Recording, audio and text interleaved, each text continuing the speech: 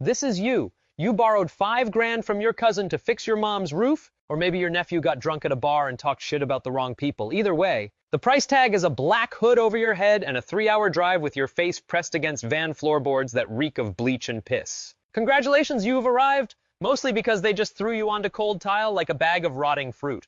You look up and reality hits. You're in a room with no windows, no clock, and a door that sounds like a bank vault when it closes.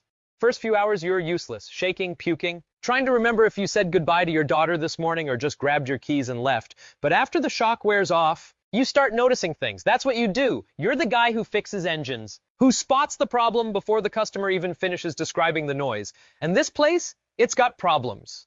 The door's solid steel with a deadbolt thick as your wrist. Walls are cinder block, painted this weird beige-pink color that's probably supposed to be calming. Floor and ceiling, poured concrete, no gaps. No vents you could squeeze a cat through. Forget the movie stuff. No tunnels, no air ducts, no bribing the guard with a sob story. This place was built by people who've done this before. A lot. But here's the thing about professionals. They get bored. You start counting the checks. 17 minutes. Every single time, day or night, someone looks through that slot in the door. 17 minutes, you time it on your heartbeat, slow and steady until you're sure.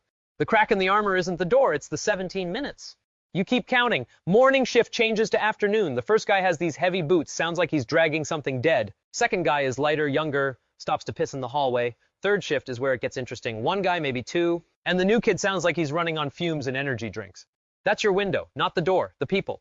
You change tactics, start acting broken, cry at meals, flinch when they move you. It's embarrassing as hell, but it works. They stop watching you close. You're not a threat. You're pathetic. Pathetic people get overlooked. While they're not looking, you collect plastic spoon from breakfast, strip of bedsheet from the mattress, if you can call a bloodstained pad a mattress, soap from the bucket they give you to wash with. You hide it all in the gap under the door frame where the paint chipped. They never check there. Why would they? You're pathetic. Laundry day comes. The new kid is on duty, half asleep, scrolling his phone while you're supposed to be folding your own clothes. You watch his hands, his pockets. When he shifts to scratch his neck, you move.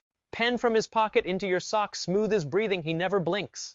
Now you've got a weapon and a tool. Still not enough, but closer.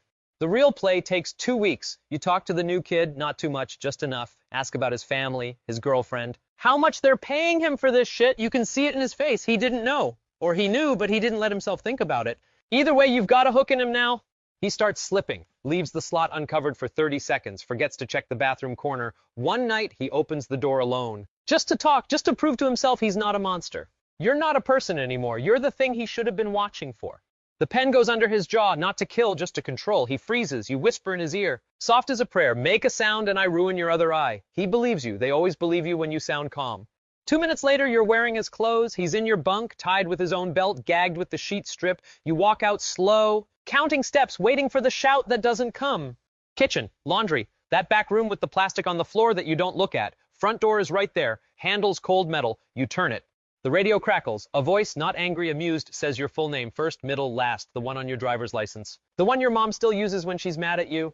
And you get it. Finally. The door wasn't locked. They let you get this far because they wanted to see if you'd try. You're not escaping. You're performing. You run anyway. Kitchen door crashes open. Sunlight blinds you. Compounds bigger than you thought. Walls, dogs, trucks, and beyond all of it, desert. Miles of brown, nothing that'll kill you slower than the men behind you. 2 choices. Go back to that pink room and wait for the plastic sheeting, or find out if you can run far enough.